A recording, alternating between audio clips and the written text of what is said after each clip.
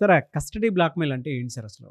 ఈ custody blackmail అనే పదము ఎక్కడి నుంచి స్టార్ట్ అయిందంటే, ఈ భార్య భర్తని లేకపోతే భర్త భార్యని ఒక కస్టడీ దగ్గర బ్లాక్‌మెయిల్ చేస్తూ ఉంటారు. అదే ఆ పిల్లల కస్టడీ. దాన్నే కస్టడీ బ్లాక్‌మెయిల్ అంటారు. ఓహ్! దాన్ని వెపన్‌లా వాడతారేమో. దాన్ని ఒక పెద్ద ఆయుధంలాగా వాడతారు.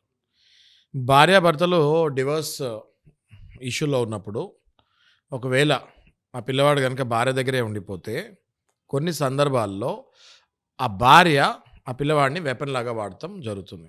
మనం ఒక 4, 5 సందర్భాలు డిస్కస్ చేసుకుందాము నాగరాజు గారు. మొదటిగా గనుక మనం చూస్తే, అసలు నువ్వు నాకు ఈ పిల్లవాడిని నేను నీకెందుకు చూపియాలి? నేను నీకు చూపియాలి అంటే, నా మీద నువ్వు పెట్టిన అలిగేషన్స్ అన్నీ విత్‌డ్రా చేసుకో.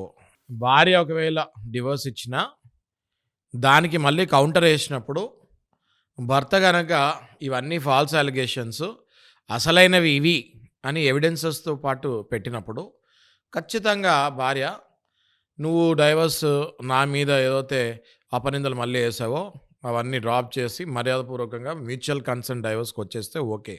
లేదంటే నేను నీ కొడుకుని ఇంక నీకు జీవితంలో చూపియను అంటది.